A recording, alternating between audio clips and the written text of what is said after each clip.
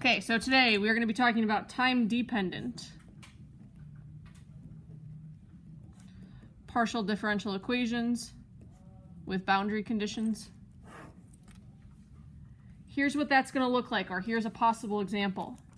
K times the second partial of u with respect to x. Add, yesterday it was f of x, now it's going to be f of xt equals partial u, partial t.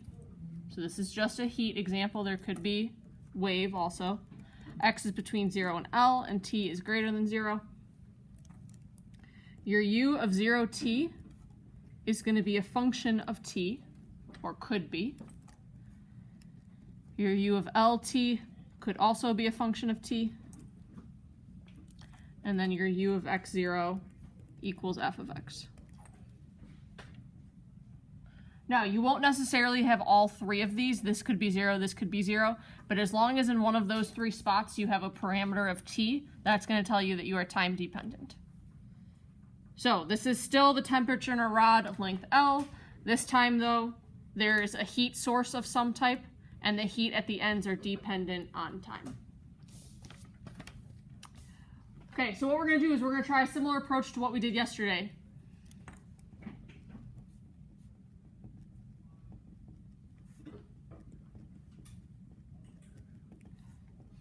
Yesterday, we were looking for u of xt, and we said let u of xt be the sum of two functions. Yesterday, it was v of xt, add psi of x. This time, it'll be psi of xt. Okay, so then based on our equation up here, we're going to need the second partial of u with respect to x, and the first partial of u with respect to t. So that's what we're going to find.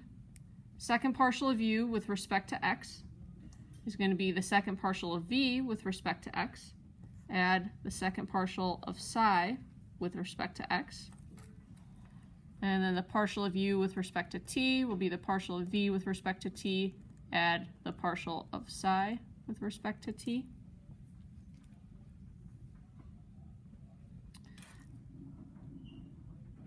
Nicole, is there someone outside? No. Okay, thank you. Okay, then if we plug that into our partial differential equation, we're going to get k times the second partial of v with respect to x, add k times the second partial of psi with respect to x, add f of xt, equals partial of v with respect to t, add partial of psi with respect to t. Ooh, sorry.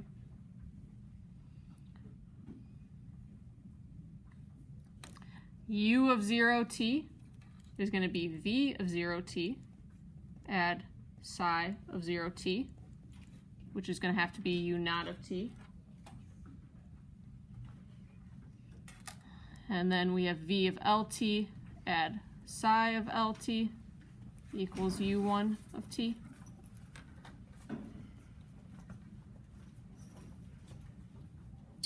And then lastly, that v of x0 is going to be f of x subtract psi of x0.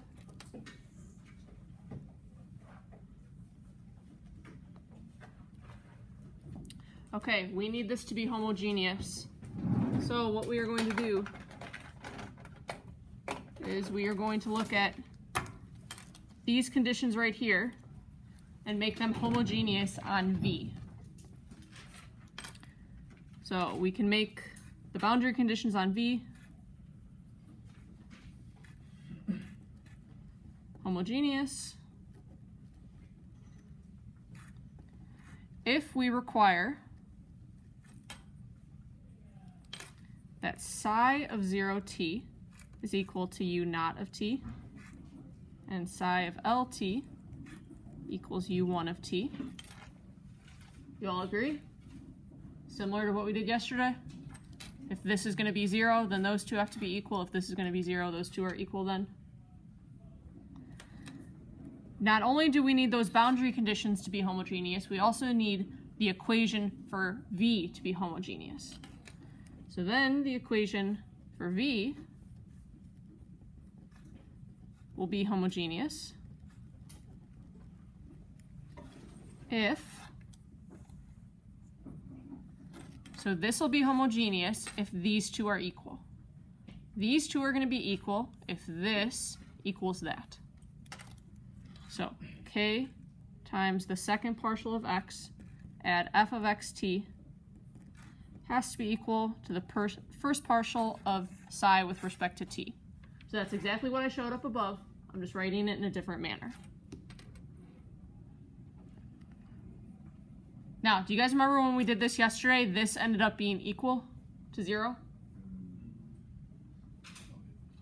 Right? Okay, this is a huge problem here. So while we now have made V homogeneous, psi is not homogeneous. So that didn't really help us. This is not a very realistic solution. So this is unrealistic because the equation for psi then is non-homogeneous.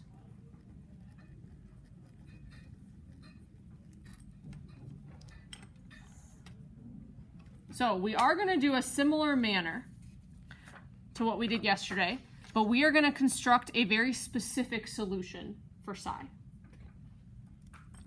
So here's the trick today. We are going to construct an equation for psi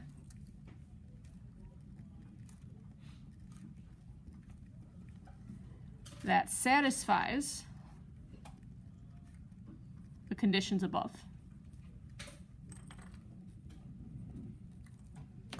And what conditions I mean are these conditions. So we are going to construct a solution or construct an equation that meets those two. And here's what it's going to be. That psi of xt is going to be u naught of t plus x over L times the quantity u1 of t subtract u naught of t.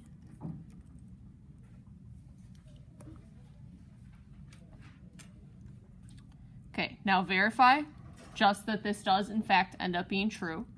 If I plug in a 0 for x, I'm going to get that to be 0, so I end up with u naught of t. If I plug in an L here, I'm going to end up, those two cancel with u1 of t. So do we see that this equation does in fact match those two conditions above? Okay. Also notice if we take the second partial with respect to x of psi, we're going to get 0.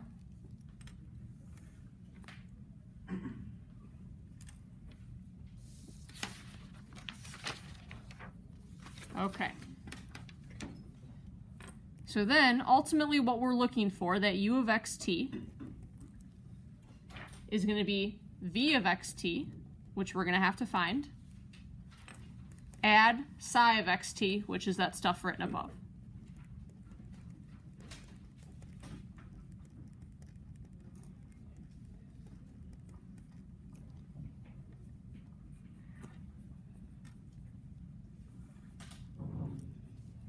Okay, so that equation we've constructed, like yesterday, we're then going to have a boundary value problem for v. So the following will be the boundary value problem for v. So it'll be k, the second partial of v with respect to x, add what I'm going to call g of xt, and I'll tell you what that is in a minute, equals the partial of v with respect to t. G of xt is going to be f of xt, subtract psi, the first derivative with respect to t. This is going to be homogeneous, so v of 0t equals 0. And then v of lt equals 0. And then v of x0, like we wrote before, is going to be f of x, subtract psi of x comma 0.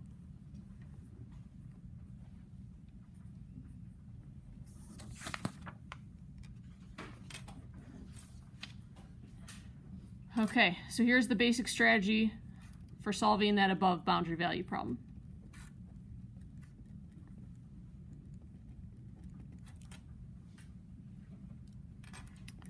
We are going to assume that we can find Vn of xt and Gn of xt such that they're in the following form. V of xt is going to be the sum, bless you, from n equals 1 to infinity, bless you, of Vn of t sine of n pi over Lx. And then g of xt will be the sum from n equals 1 to infinity of gn of t sine of n pi over Lx. Is that an each?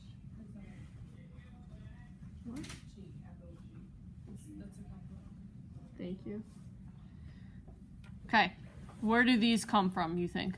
Why are these two forms the ones we choose?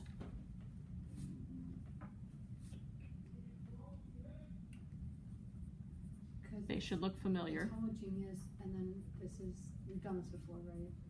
Yeah, That's what we these are foyer, right? Okay. Last step. You are going to substitute that v of xt into this equation up above, or that boundary value problem up above. And then we're going to solve it.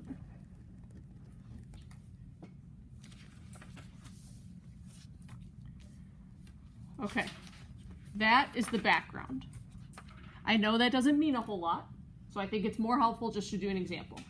We're going to do a single example. I will tell you in my personal notes, it took me 4 pages to do this example. So that tells you it's going to take a little bit of effort and time, and it also tells you that you're going to need some space.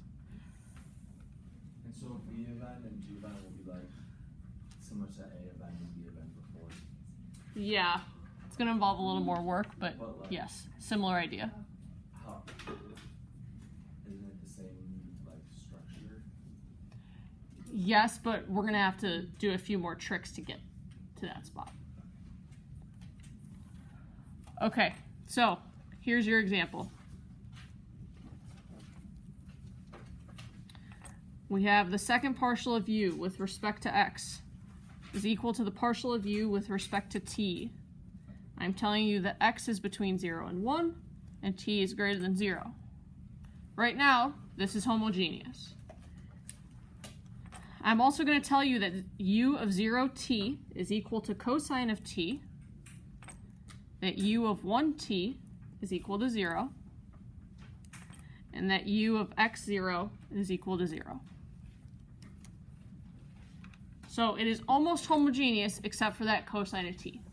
Cosine of t tells us that we're non-homogeneous and that we are time dependent. Few things that I want us to point out or to notice. We know that L is 1, that cosine of t is u naught, that 0 is u1, and this 0 is little f of x. Other thing to notice, normally we have a k out in front, so this tells us that k equals 1. So these are all things to notice before we jump into solving. I have a question. Yes. If something is homogeneous to all three, does conditions have to equal 0, or is it only? This has to equal 0, this has to equal 0, and there can't be any additional terms. Thank you. You're welcome. Okay, first step, we are going to find that equation for psi of xt. So we said it's going to be u naught of t, which in this case is cosine of t, plus x over L, so x over 1 in this case, times u1 subtract u naught. You're going to want to simplify that as much as you can because you are going to use it later. So I'm going to express this as 1 minus x times the cosine of t.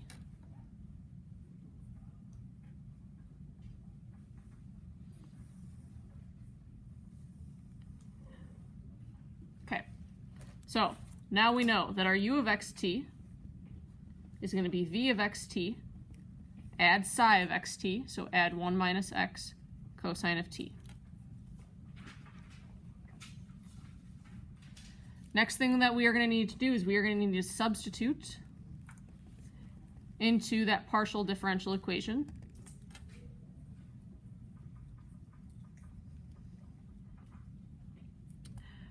Okay, so I'm going to find those two partials that I need.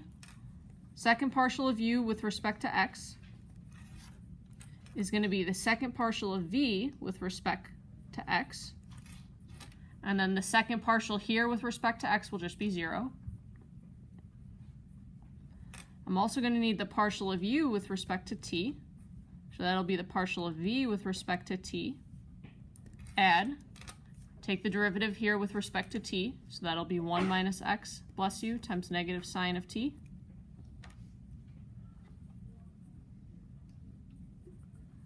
Looking at those conditions, u of 0t, so if I look here, it's going to be v of 0t,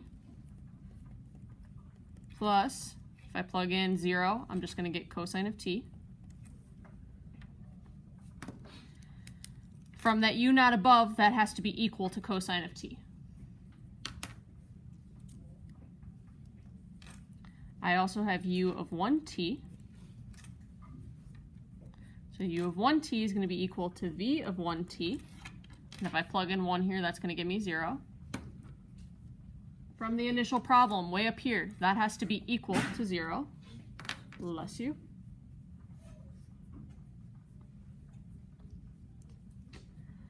The last one I have is I have u of x0. U of x0 is going to be equal to v of x0 plus, if I plug in a 0 for t here, I'm just left with 1 minus x. And from the very original problem, this has to be equal to 0.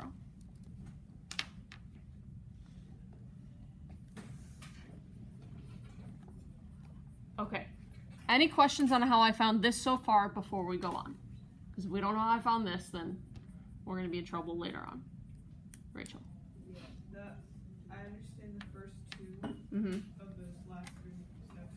Where did the third one come? Like, where did the v of x0 plus? I plugged x0 into the expression for u,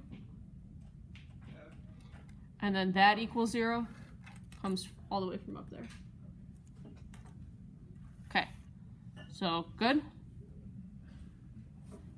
Okay, so if I plug that now into the differential equation, here's what the differential equation becomes. Bless you. Second partial of v with respect to x plus this spot here we said is going to be called g of xt, and that's going to be equal to f of xt subtract psi with respect to t. F of xt is 0. Psi with respect to t, so that's this up here, or just go back to psi and differentiate with respect to t, is going to be 1 minus x times negative sine of t.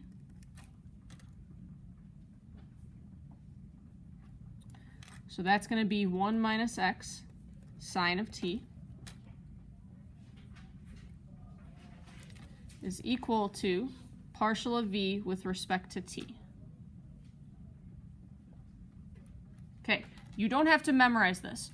All I did was plug in partial of u with respect to t, and I moved that over to the other side. That's all I did. We also know that v of 0t is going to be equal to 0, and v of 1t is going to be equal to 0. That comes from up here. Cosines cancel. V of 1t is going to be equal to 0. That should happen. You should always get zeros for these two. And then we also know that v of x0, from up above, if I move that 1 minus x over, I get x minus 1. And we were initially told that x is between 0 and 1.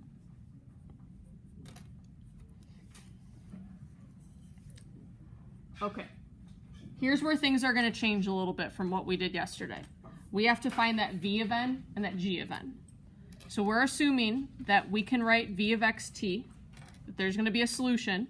That's going to be the sum of n equals 1 to infinity, vn of t sine of n pi x.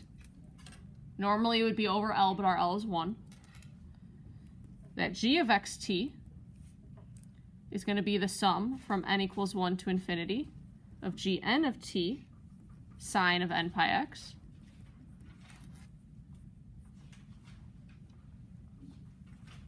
So we said we're going to find v of n and we're going to find g of n so that we can write these two as a Fourier series. So things for us to know. This is a Fourier sine series.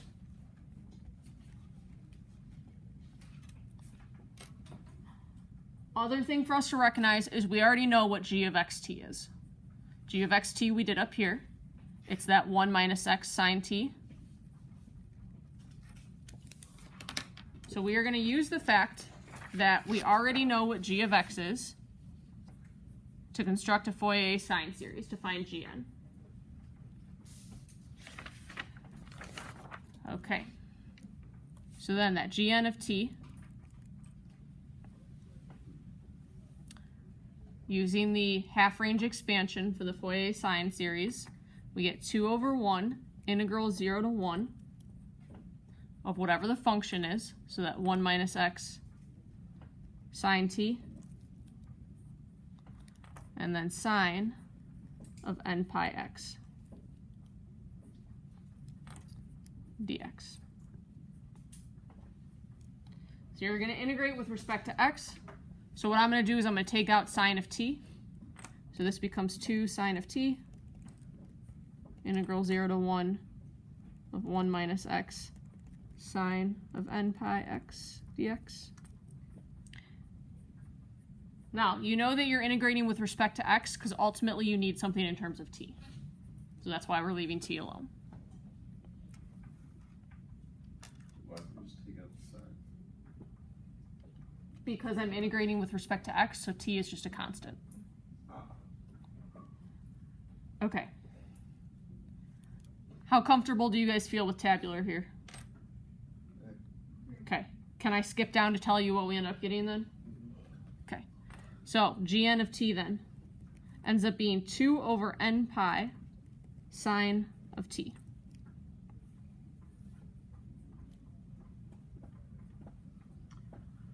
Okay, so here's what we have now. That g of xt, which we already said is 1 minus x sine t. We can now express that as the sum from n equals 1 to infinity of 2 over n pi sine of t sine of n pi x. Now, ultimately, we don't really care about g, we care about v. So the whole reason we had to do this is so that we can find v. So, next step. We need to determine Vn of t. To do that, we go back to the differential equation. By differential equation, I mean this one. Okay, from this differential equation, we're going to need the second partial of v with respect to x and the first partial of v with respect to t. So those are the two things that we need to find. We know that v of xt is the sum from n equals 1 to infinity of Vn of t sine of n pi x. So like I said, we need the second partial of v with respect to x and the first partial of v with respect to t. If I take the derivative twice with respect to x, I'm still going to get the sum from n equals 1 to infinity. It's going to be Vn of t times negative n squared pi squared sine of n pi x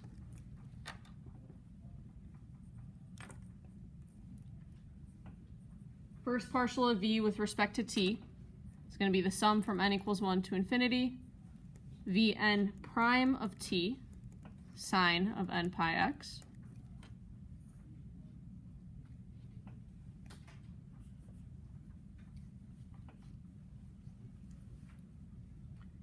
Okay, good so far? Okay, so as a reminder, that differential equation initially was Vxx plus 1 minus x sine t equals v of t. That's what it was initially. It's going to be more helpful for us if g of x is on its own side and v is on its own side. So instead, I'm going to write this as vt subtract vxx equals 1 minus x sine t. So these are the same. All I did is put v on one side and then put g of xt on the other side. Shouldn't it be negative because you're subtracting? I moved this one sorry, over. yeah. Okay. Reason we do that is now we're going to substitute in. So you're going to substitute in what you got for g of xt, and we're going to substitute in the expressions we got for v of t and v of xx. Here's what we get. Sum from n equals 1 to infinity of vn prime of t plus n squared pi squared sine of n pi, whoops. Sorry, I made a mistake, and I'm writing in pen, so. Sum from n equals 1 to infinity, vn prime of t plus n squared pi squared vn of t, that entire quantity times sine of n pi x. This is going to be equal to the sum from n equals 1 to infinity of 2 sine of t over n pi sine of n pi x.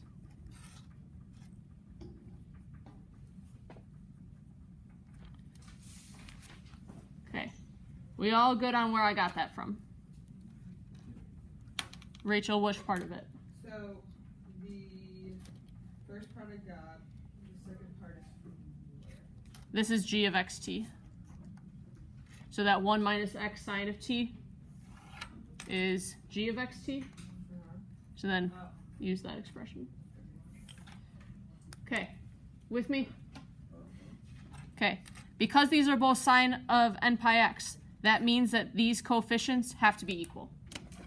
So next what we get is we know that vn prime of t plus n squared pi squared vn of t has to be equal to 2 sine of t over n pi. Okay. You guys know how to solve this. So throw back to maybe the second unit of this year. So t being our parameter, or v of nt really being our parameter.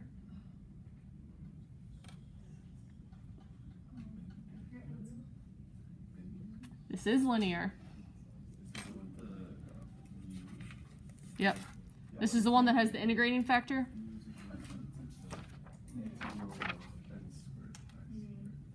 Okay, just if you're curious, we're halfway through solving this problem. I've already been close. Only halfway. Only halfway. So I just created that. And does anyone know what time this class ends at? 57 or 58? We're going to have to move quickly then. Okay, so our integrating factor is going to be e, and then the integral of n squared pi squared dt. So that's going to be e to the n squared pi squared t. So then if you remember, we're going to multiply this whole side by that integrating factor. When we do, the left side is going to become the derivative of the product of e to the n squared pi squared t vn of t. On the right side, we're going to have 2 over n pi e to the n squared pi squared t sine of t.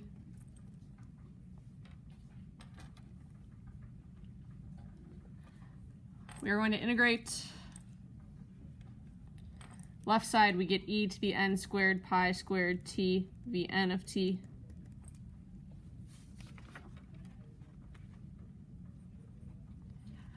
Okay, do you see on the right side that we're going to have to do integration by parts?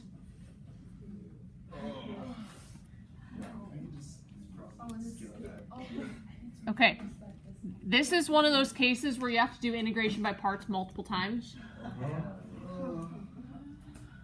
How are we with that? We're not gonna. I mean, I could do it, I just don't want to. I know. That's the difference. My mentality. Honestly, can I need a review of that? Oh man. So, okay, so we're going through all this. Please not. Please not. Can we just write the equation out? We don't have time for it.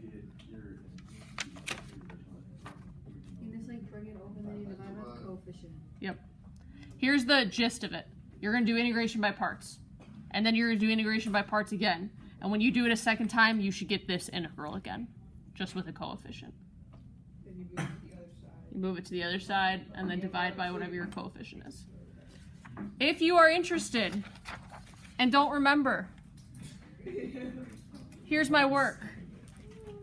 I think we're good. Oh. Now we can watch the video. Yeah, they can watch the video. Okay, so if you really need to know, you can go to the video and this has the integration by parts on it.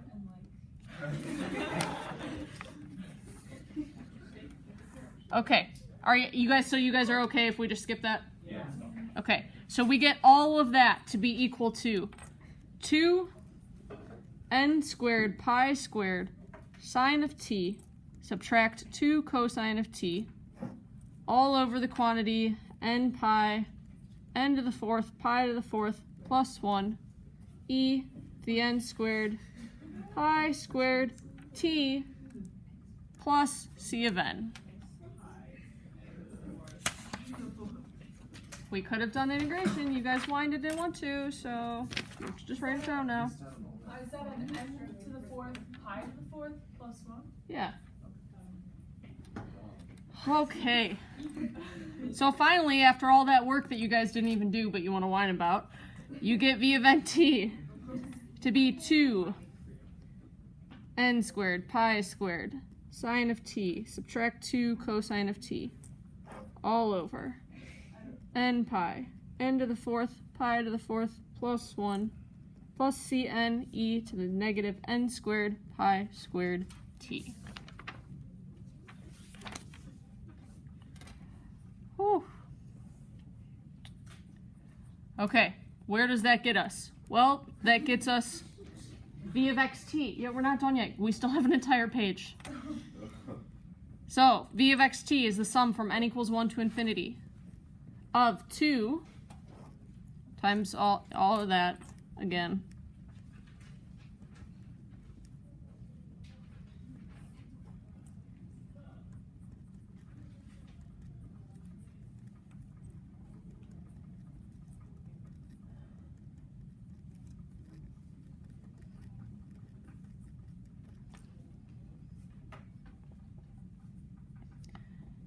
Okay. Now you should recognize that we're not finished yet, because what do we need?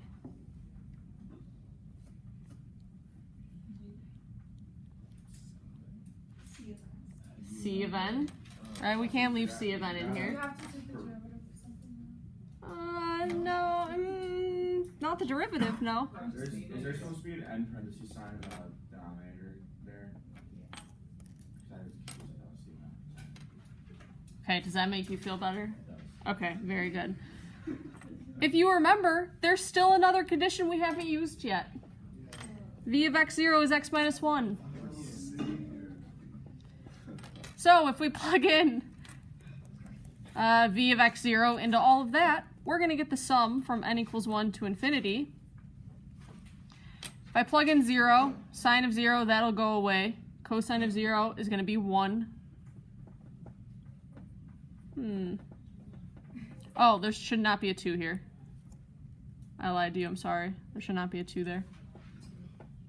Oh my gosh, stop. You all just like to whine.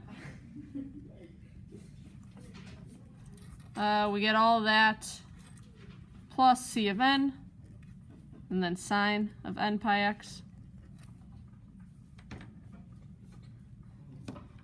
And then you should say, this looks kind of familiar. What does it look like? Ugly. What else? Yeah, this is Fourier again. Another one. Fourier is the answer like 75% of the time, guys. Homogeneous is also an answer a lot. Yeah, it's some coefficient times sine of n pi x. Oh yeah. Okay?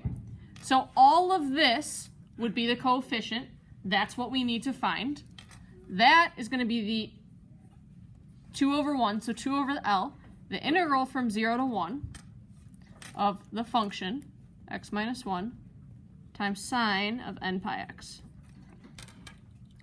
So once we find all of that, that will be equal to this entire coefficient.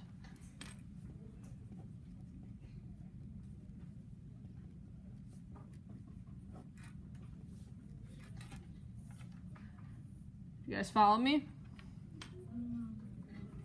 Why would it be equal to that coefficient? Because a Fourier series is always a coefficient times sine of n pi x. So this is how we would find what that coefficient is. But why would it be x by this one in the integral? Because that's That's the That's case. the f box. What? Yeah, Cause like when we're saying f box equals, like Oh. the summation of the coefficient. Oh, that's what it okay. is. Oh, yeah. okay, good. Obviously, you're gonna have to do tabular again. Are we okay doing tabular on our own? yeah. Great. You end up with negative 2 over n pi.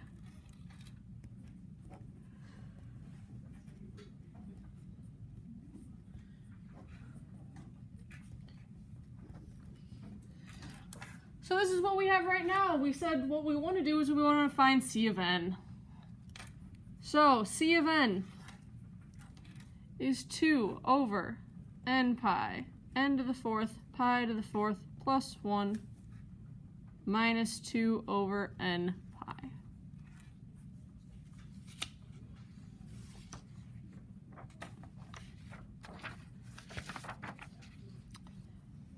Okay. Here's where that took us to. We now know v of xt. We're almost there. Okay, v of xt, as a reminder, was all of this, but now was c of n.